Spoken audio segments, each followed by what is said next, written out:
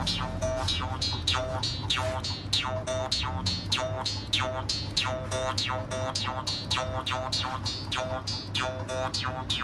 নাম উপেন ডেকা। এইখিনি হাৰিভাঙা কৰে ন? এনে হাৰিভাঙা। এই আপুনি গগনা আৰু আপোনাৰ এই মূৰৰ শিঙৰ পেঁপা হয় কেতিয়াৰ পৰা আৰম্ভ কৰিছে? 10-12 বছৰমান আগৰ পৰা পেঁপা গগনা সুতলি এইবিলাক বনাই আছো। সুতলি নবনাই টকা দবোৱা কটাৰী। গগনাটো কি কি বাঁহৰ বনাই? আমি ইয়াত যোনটো মাকাল বাঁহ বুলি কওঁ সেইটো বাঁহৰে বনাওঁ। সেইটোৱে হয় ন? হয়। আৰু কি কি তাতে ব্যৱহাৰ কৰিব লাগে? অকল বাঁহৰে? গগনাত অকল বাঁহে ব্যৱহাৰ হয়।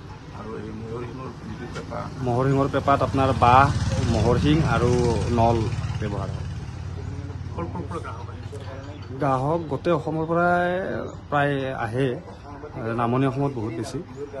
নামনি অসমৰ আটাইবিলাক দলে মোৰ পৰা পেঁপা গগনা লয়। পূৰ্বৰ তুলনাত চাহিদা বৃদ্ধি পাইছে? হয় হয় পাৰিছে। আগতকৈ চাহিদা বৃদ্ধি পাইছে। আপোনাৰ এই কিমান বছৰ হয়? মই আজি 12 বছৰৰ পৰা কৰি আছোঁ। মানে সঁহাৰি ভাল পাইছে না? হয় ৰাইজৰ সঁহাৰিও বহুত পাইছে। বিহুৰ সময়ত বাদেও বিক্ৰী হয় নেকি? বিহুত বাহিৰেও বিক্ৰী হয়।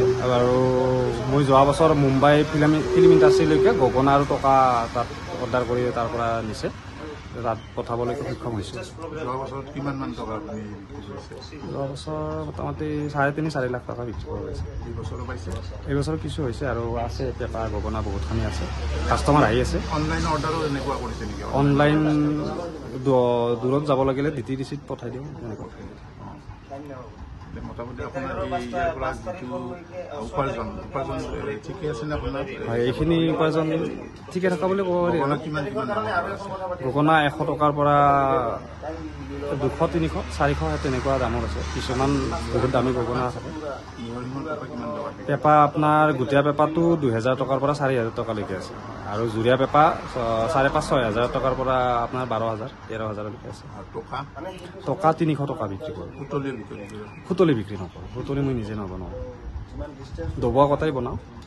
এই অঞ্চলত আপুনি এই অঞ্চলত পেঁপা ময়ে কৰোঁ। গগনা কিছু কিছু ঠাইত কৰে, কিন্তু পেঁপা নামনি অসমত মোটামুটি মই গম পোৱাত ময়ে আছোঁ।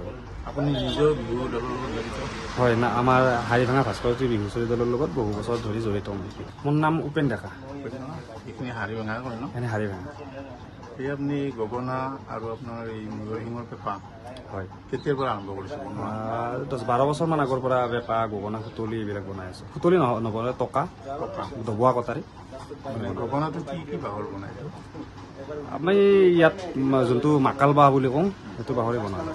সেইটোৱে হয় ন? হয়। আৰু কি কি তাতে ব্যৱহাৰ কৰিব লাগে? যিকোনো খবৰৰ বাবে যোগাযোগ কৰক 7099017330 লগতে 7099017110 নম্বৰত।